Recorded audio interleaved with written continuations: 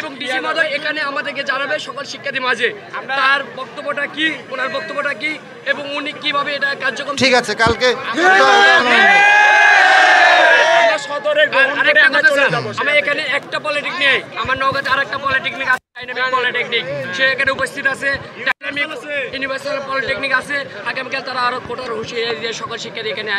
সমস্যা নাই, আমি তো বললাম কালকে আপনাদের যে স্মারকলিপিটা আপনারা দেন আমরা গ্রহণ করে আপনাদের সামনে দৃশ্যমান পদক্ষেপ নেব। আমাদের পরিচালকের ব্যাপারে আপনি কি সিদ্ধান্ত নেবেন এটা জানতে চাচ্ছি। পরিচালকের বিষয়েও আমরা ডিসি স্যারের সাথে কথা বলবো, আইনগতভাবে ওনাদের বিরুদ্ধে যেভাবে ব্যবস্থা নেওয়া দরকার। না আমরা বললাম তো আপনাদের স্মারকলিপিতে এই বিষয়টা অবশ্যই উল্লেখ করবেন, পরিচালকের বিষয়টা আমরা সম্পূর্ণটা। আমাদের যে চিন্তা ভাবনা বলছে সম্পূর্ণ নাকি এটা ভুয়া, আমার তাহলে অধ্যক্ষ মহোদয় পানিশমেন্ট জবাব দিতে হবে, মানে দিতে হবে। বললাম তো শুনেন, প্রশাসন জবাব চাই, জবাব চাই, জবাব চাই। ঠিক আছে, আপনারা আমাদের অভিভাবক, আপনাদের কথা মেনে নিয়ে আপনাদের কথা মেনে নিয়ে আমরা আজকে এখান থেকে চলে যাব। ঠিক আছে ভাই, থ্যাংক ইউ। দ্রুত সম্ভব সমাধান হবে।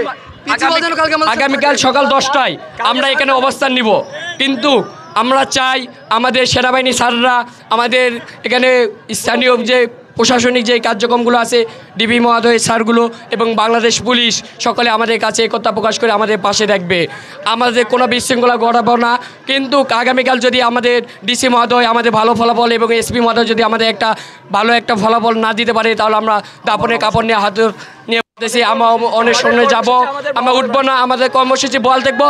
দরকার পড়লে আগামীকাল থেকে আমরা এখানে ইফতারি করব, এখানে শেয়ারি করব, কিন্তু এখানে ঈদ করব, বাসায় যাব না।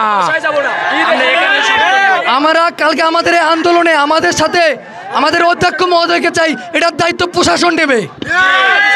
ঠিক আছে, আমি তো বললাম আপনাদের সকল দাবি মেনে নিয়েছি এবং আপনাদের যে বিষয়গুলো আছে সেটা সরকারের দৃষ্টিগোচরে আনা দরকার, সেগুলো আজকে আপনারা পয়েন্ট আউট করেন, পয়েন্ট আউট করে আমাদেরকে দেন। যেমন পরিচালকের ইস্যু বললেন, অধ্যক্ষর ইস্যু বললেন, আরও অনেক ইস্যুগুলো, এই ইস্যুগুলো সবগুলো কালকে দেন। কালকে জেলা প্রশাসক স্যারকে আমরা নিয়ে আসবো, আপনাদের সাথে এখানে একাগ্রতা প্রকাশ করবো। আমরা ইরফান স্যারের সাথে আমার যোগাযোগ আছে, তাহলে ইরফান স্যারকে কি আমি ফরওয়ার্ড করবো? আচ্ছা ইরফান স্যারকে ফরওয়ার্ড করা হবে। আর আপনার কাছে আমরা একটা দাবি, আমার প্রশাসন অধ্যক্ষ মহোদয় বর্তমানে নওগাঁতে অবস্থান নাই তার, আপনারা যেভাবে আজকে যোগাযোগ করে আমরা সকাল 9টায় তাকে নওগাঁতে চাই। এটা দায়িত্ব সম্পূর্ণ প্রশাসন আপনাদের, আমরা এই বিষয়ে আর কিছু বলবো না। ওনার শিক্ষার্থী আজকে ছুটির দিন, ওনার শিক্ষার্থীরা থেকে আসে ওই লাটাপাড়া মোড় থেকে মুক্তির মনে আসে অবস্থান নিতেছে এবং ডিসি অফিস যাইতেছে, ডিসি অফিস থেকে আবার লাটা মোড়ে হাঁটে যাইতেছে, র্যালি করতে করতে এত কষ্ট করে যাচ্ছে, কিন্তু আমার ডিসি অধ্যক্ষ মহোদয় কেন আমাদের পাশে একতা প্রকাশ করে নাই? এই জন্য আমরা চাই সে কেন নওগাঁ থেকে অবস্থান করবো না, সে কেন চাপাই বা রাজশাহী থাকবে, তাকে আমরা আগামীকাল সকাল 9টার ভিতর এখানে দেখতে চাই। আমাদের মুক্তি মোড়ে সকাল 9টার ভিতর সে অবস্থান নিবে, আমরা সমাবেশ এবং র্যালি নিয়ে মুক্তি মোড়ের হাজির হব এবং তাকে আপনাদের পাশে দেখতে চাই। যদি না আসে তাকে আমরা বাধ্য করব, আপনারা বাধ্য করবেন নওগাঁ থেকে তাকে সরিয়ে দেওয়া, অপসারণ করা হবে। যদি না আসে আমরা তার পদত্যাগের দাবি তুলব।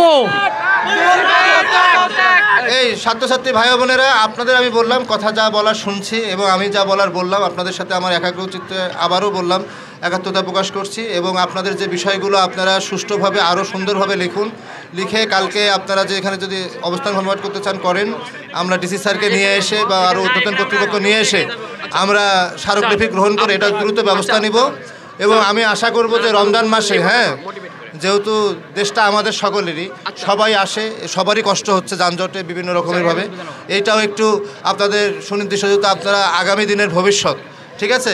আজকে আমি যে জায়গায় আছি হয়তো আগামী দিনে আপনারা এই জায়গায় আসবেন, তাই না? আপনাদেরও এই ধরনের অনেক আপনাদের ছোটো ভাই বোনের বিভিন্ন দাবি দেওয়া আসবে, সেইগুলো মেনে নিতে হবে।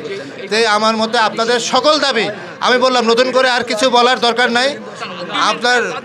আমি বললাম তো আমি আপনাদের যত দাবি আছে সব মেনে নিছি, আর আমাকে বলার দরকার নাই। এখন নতুন নতুন করে ইয়া নাই, আমি কালকে যদি আপনারা আন্দোলন করেন আমরা এখানে ডিসি স্যারকে নিয়ে আসবো, বললাম তো। আমরা এটার একটা সমাধান চাচ্ছি, আমরা 13 সাল থেকে আন্দোলন তো সমাধান তো আমি তো বললাম চেষ্টা করব একটা জিনিস না, আমি বললাম তো না আমি তো বললাম যে সমাধান তো করব একদম, সেটা নির্দেশ। আমার নওগাঁ পলিটেকনিকে যদি কোনো ছাত্র ভাইদের উপর এইরকম অতর্কিত হাত আমি তো বলতেছি হয় যে এরকম তাহলে কিন্তু হবে না। প্রশাসনে দায় নিতে হবে। আমি তো বলতেছি যেন এই ধরনের কিছু না হয়, এটা যেন সুষ্ঠুভাবে সম্পাদন হয়, কিন্তু তার আগে আপনাদের যে দাবিগুলো আমরা তো শুনলাম সেটা নিয়ে তো কাজ করতে দিতে হবে। এটা তো একদিনে না যে আমি এখান থেকে সম্পন্ন করতে পারবো, কালকেও পারবো। আপনারা নিজেও জানেন যে কালকের মধ্যে ওটা সম্ভব না, জানেন তো এটা। তো আমাদের কাজ করতে দেন, ঠিক আছে? ওইটাই বললাম যে না শুনেন, ওই জন্যই বললাম যে আপনাদের যে বিষয়গুলো সুনির্দিষ্টভাবে লিখুন। আপনাদের আজকের যে দাবি, এই দাবিগুলোর সাথে আমরা একাগ্রচিত্তে একাত্মতা প্রকাশ করছি এবং কালকের মধ্যে যেন আমরা সুষ্ঠু একটা সমাধান করতে পারি এবং দৃশ্যমান একটা পদক্ষেপ নিতে পারি, এইটা আমরা চেষ্টা করব সর্বোচ্চ। আপনারা যদি সুষ্ঠু শৃঙ্খলভাবে চান, আমরা চাই আমাদের বাবা মা, আমাদের আত্মীয় ঈদে মার্কেট করতে আসছে নওগাঁ শহরে, সবাই কষ্ট হচ্ছে আমাদের কাজ, তাহলে আমরা আগামীকাল র্যালি নিয়ে এখানে আসবো না।